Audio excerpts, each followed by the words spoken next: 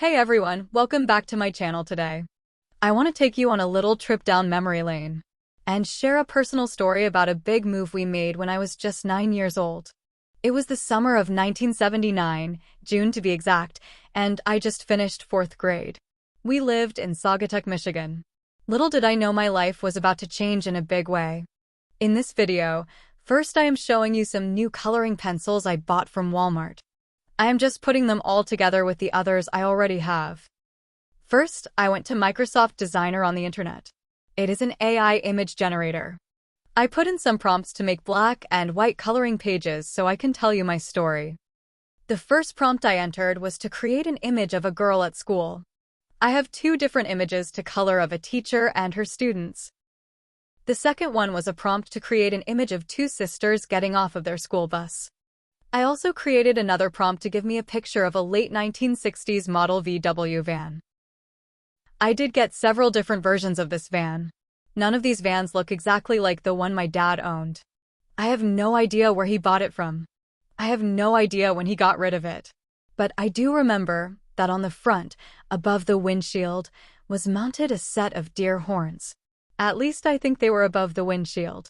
It could have been below. I wish I had a picture. So, let me tell you about my experience moving from Michigan to Arkansas. This wasn't the first major move our family had made. I do not remember exactly what year it was, but we had moved from North Carolina to Michigan, which was also a big move, but this move was different. I remember the day before, my mother had told me to leave my school books at school. But silly little me did not do that. I brought them home. I do not know why. I guess I just did not remember to leave them at school. It was a Friday and the last day for me. I was in a special class, but I do not know why. The teacher announced that the following week, for the last day of school, we would be taking a trip to her house on a lake. When I told her that I would not be here, that we were moving, she was upset. I do not remember exactly what she said, but she was not happy. And I remember that I really did want to go see her lake house. I had felt like I had disappointed her. Have you ever felt that you had disappointed your teacher?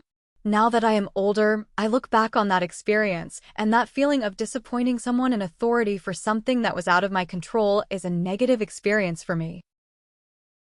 This has been somewhere in the back of my mind. It has been like a feeling that I relive whenever I feel like I'm going to disappoint someone who has authority over me. Have you ever experienced something like this? If you have, could you let me know? Because I feel like I am the only person who feels this way. Now, when the school day was over, after my sister and I got off the school bus, we went straight to the van. Mom and Dad had already loaded the van with everything. Everything except the furniture, of course. My older sister and younger brother sat in the second row of seats.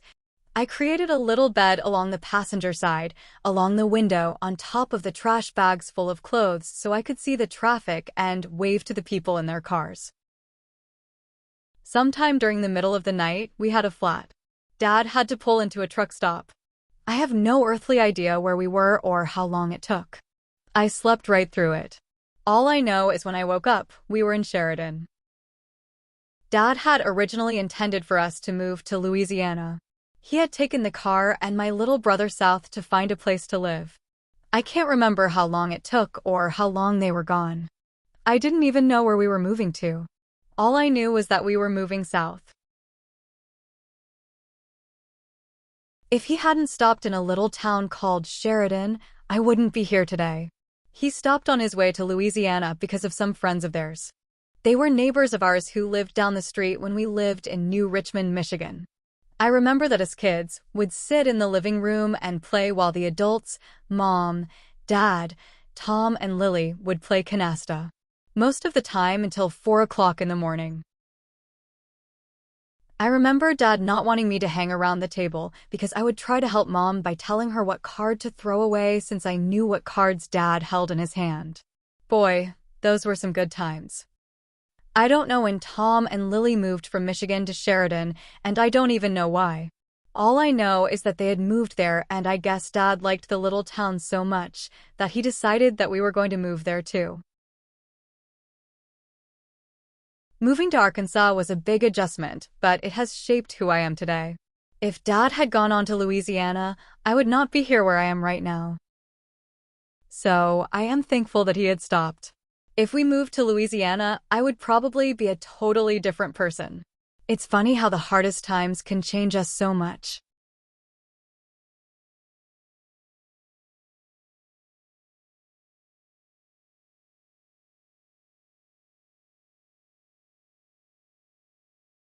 If this story resonates with you, please give this video a thumbs up and don't forget to subscribe for more personal stories and content. Thanks for listening, and I hope this story reminded you that we're all stronger than we think. Take care, and I'll see you in the next video.